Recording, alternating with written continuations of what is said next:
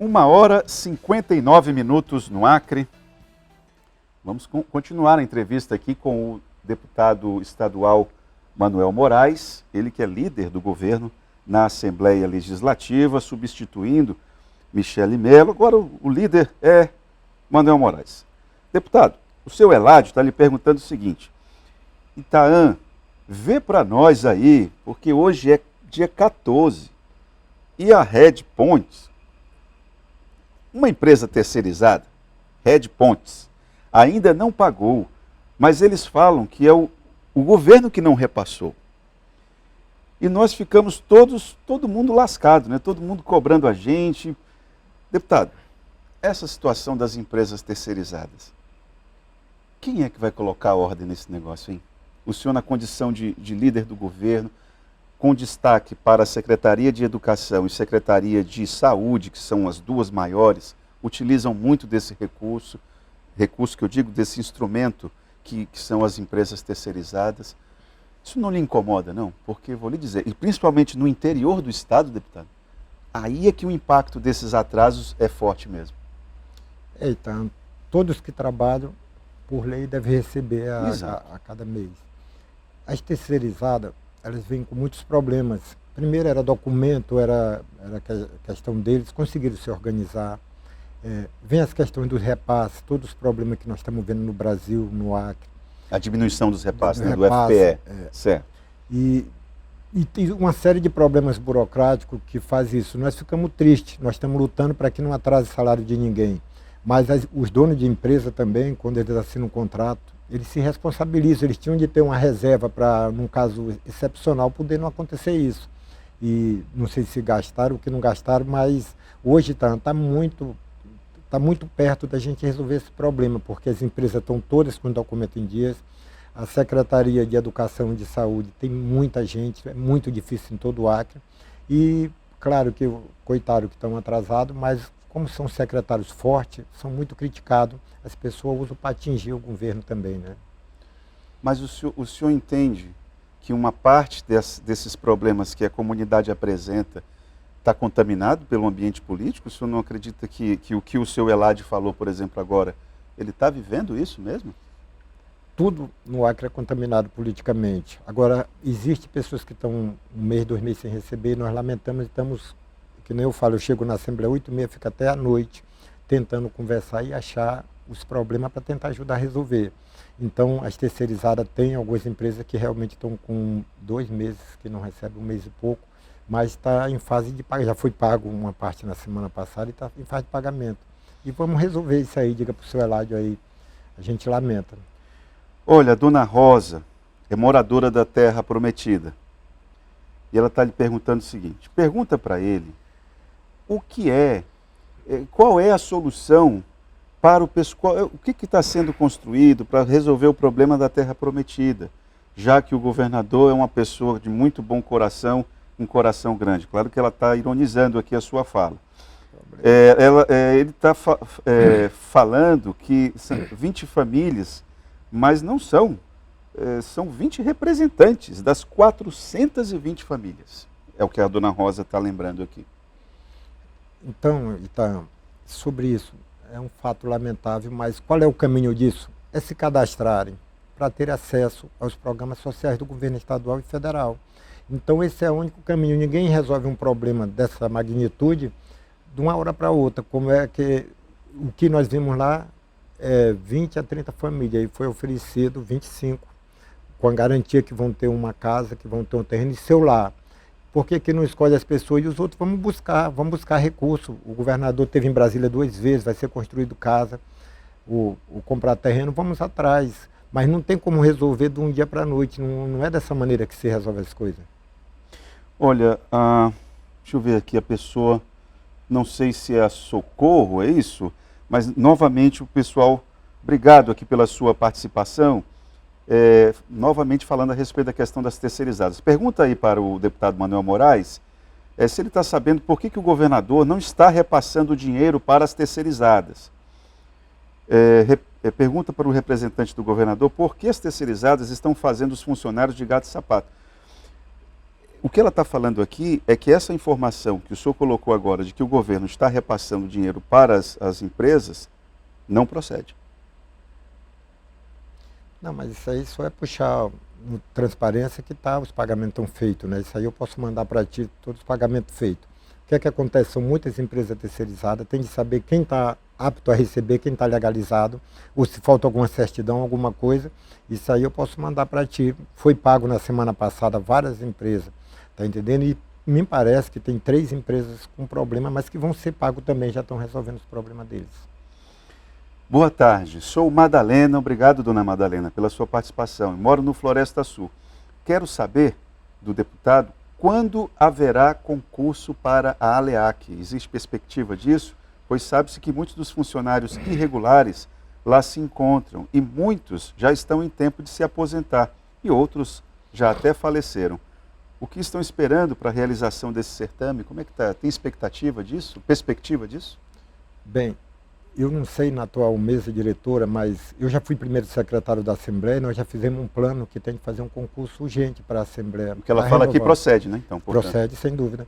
Ele precisa fazer um concurso para pegar pessoas novas, qualificadas, para agir e trabalhar melhor na Assembleia. Nós já pensávamos isso. E eu vou me informar da mesa e acho que tem de ter, sim. Nós temos de ter concurso e melhorar os quadros.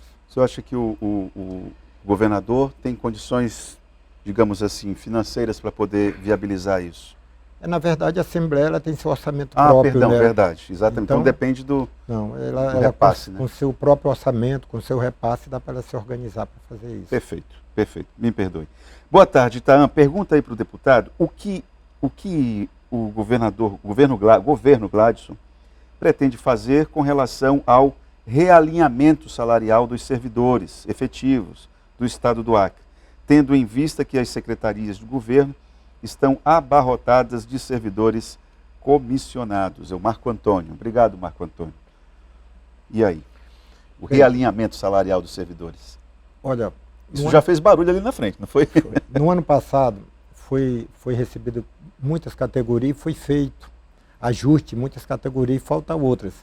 Agora as pessoas falam que está abarrotado de comissionado, é o mesmo tanto que tinha há 4 anos, há 6 anos, tá entendendo? E falo muito de terceirizado que hoje são parceiros do governo, são igual funcionários públicos. Sem eles não funciona a educação nem a saúde, a maioria dos órgãos, a OCA, então são necessários. Mas diga a ela que os comissionados que tem hoje é o mesmo que tinha há 4 anos, assim, a mesma quantidade, não aumentou não, viu? Foi diminuir um pouco. Mas diminuir, foi? Foi. Quando o governador Gladson ele assumiu, ele cortou, na época, em torno de 35% a 40% dos cargos comissionados. Aí ele repôs, só que o Estado não pode agora por causa da lei da responsabilidade fiscal.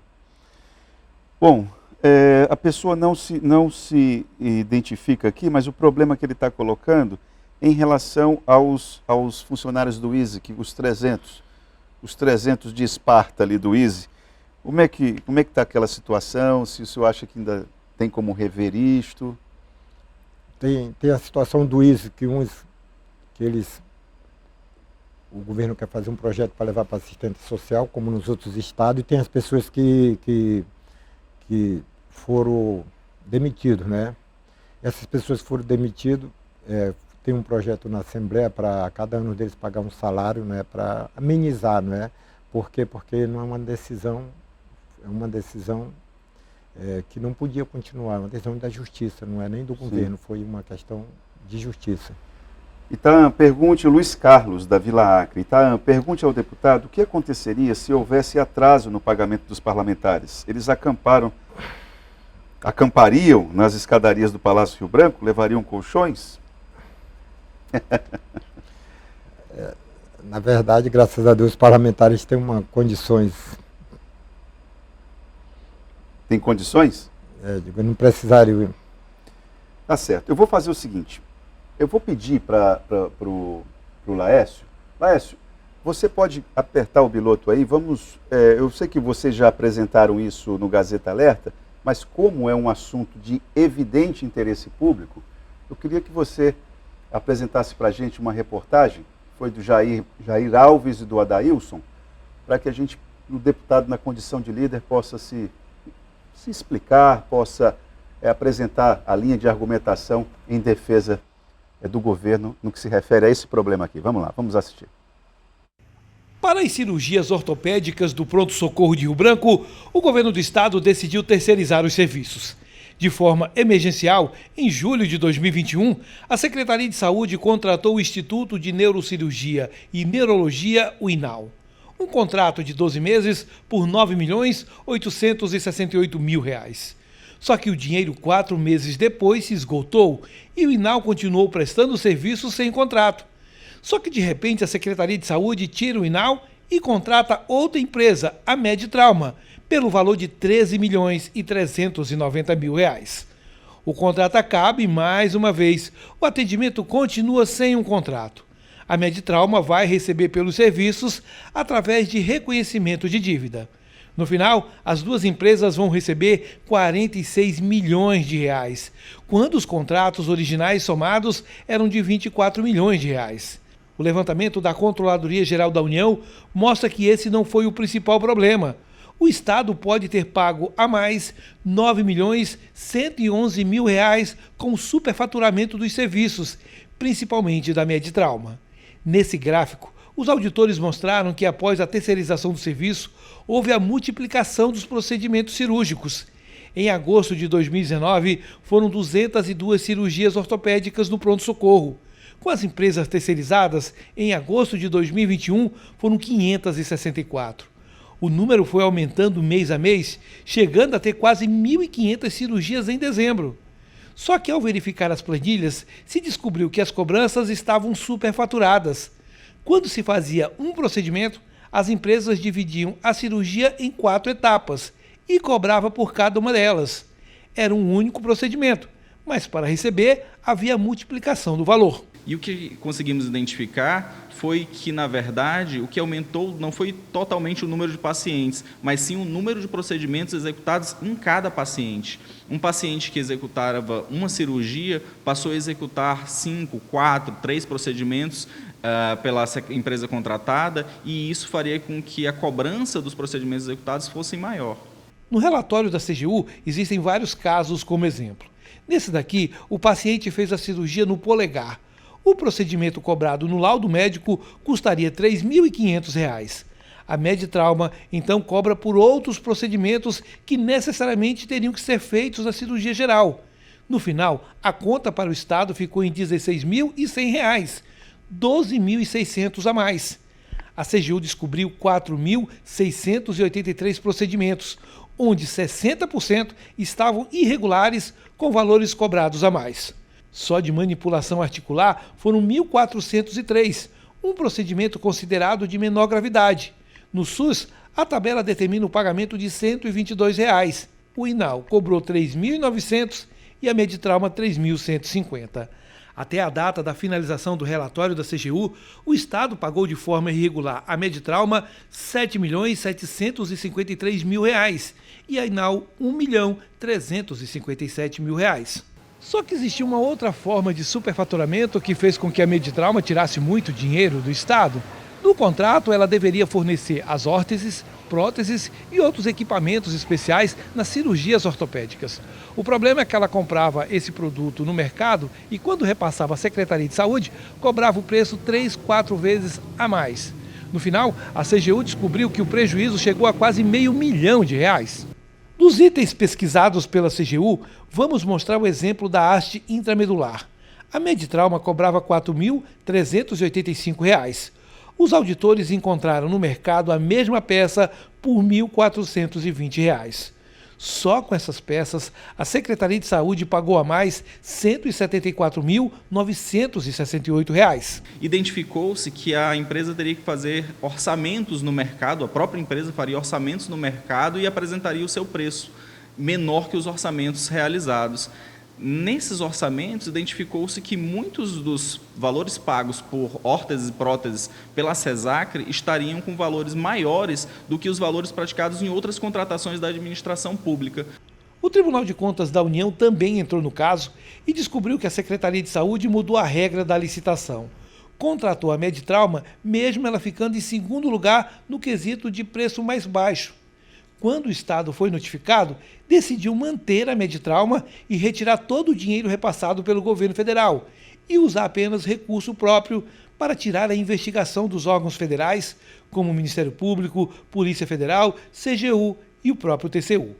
O relatório da Controladoria foi enviado para os órgãos de fiscalização. Agora resta a Polícia Civil do Acre e o Ministério Público Estadual investigarem essas irregularidades. Foi enviado formalmente para diversos órgãos de controle, como o Ministério Público Estadual, Controladoria Geral do Estado, Tribunal de Contas, e esses órgãos de controle tomarão as medidas necessárias para o controle do gasto público. A empresa Meditrauma está sendo investigada no Mato Grosso, acusada de fraudar a licitação e ampliar os valores das cirurgias. O governo mato-grossense pegou carona na licitação da Secretaria de Saúde do Acre. Por isso tem os mesmos problemas. Atualmente, os proprietários da Meditrauma são investigados pela Delegacia de Combate à Corrupção do Mato Grosso, acusados de cartel de empresas detentoras de contratos milionários. Bom, essa situação aí já está circulando na imprensa, já tem quase uma semana. Queria saber o que o líder do governo já conversou com o secretário em relação a isso. Tem algum rumo que a gente possa ter alguma esperança de que essas explicações... Porque esse relatório aí, deputado, isso antes dele ser concluído, a CGU bateu na porta da CESACRE e perguntou: CESACRE, explica isso aqui. Aí a CESACRE explicou. Mas aí a explicação não foi muito convincente não, porque a CGU manteve o que verificou. Tá bom. Então vamos tentar dividir isso em 3 coisas. Eu sou deputado e a coisa mais triste do mundo era quando a pessoa se acidentava e que chegava no pronto-socorro e não era cirurgiado. Por quê? Porque nem tinha médico, nem tinha os materiais necessários, que são muito complexos. E depois que essas terceirizadas, independente disso, o que é que acontece? As pessoas têm sido socorridas imediatamente. Isso não tem preço para começar a pessoa passar 1 mês ou 15 dias. Tá bom. A parte legal, vamos num segundo momento. Estão acusando uma empresa de superfaturamento em materiais de saúde que são complexos demais. Eu digo porque qualquer um de nós que formos num hospital particular, mesmo no particular, eu quiser fazer uma coisa, tem material que o preço é 1.000, o mesmo material é 2, outro é importado dos Estados Unidos, outro é não sei de onde, são diferentes. Tem de ser uma auditoria muito bem preparada para fazer isso. E a esperança, nós temos um Ministério Público super atuante, super de confiança, que tem atuado no Acre. O próprio Tribunal de Contas tem feito um trabalho muito importante. Então, independente de estar no órgão federal ou estadual, não muda. Os órgãos, eles agem em conjunto. Tem de investigar. Eu conversei com o secretário de saúde, ele me falou que não tinha nada disso que está dizendo, que explicou o pessoal que não quiseram entender ou não entenderam. Bem, mas o certo é investigar, é botar a polícia mesmo para investigar, é botar o Ministério Público Estadual, que é altamente capacitado para fazer isso, e quem tiver culpa que assuma suas culpas, mas ter muito cuidado. É muito fácil acusar as pessoas, difícil é fazer, tá? Certo. Deputado, muito obrigado pela sua vinda, boa sorte no trabalho como líder, tudo bem? E saiba que o espaço aqui, o senhor não vem para o Gazeta Entrevista se o senhor não quiser. Vamos combinar assim? Tá, eu que agradeço, a gente precisa se organizar muito para tentar fazer a nossa parte. Vamos fazer o melhor, sempre olhando as pessoas do Acre que mais precisam, tanto nos bairros como nos seringais, nos rios. Nós estamos muito atentos. Muito obrigado. Tá? Eu que agradeço. Vamos para o intervalo e já voltamos.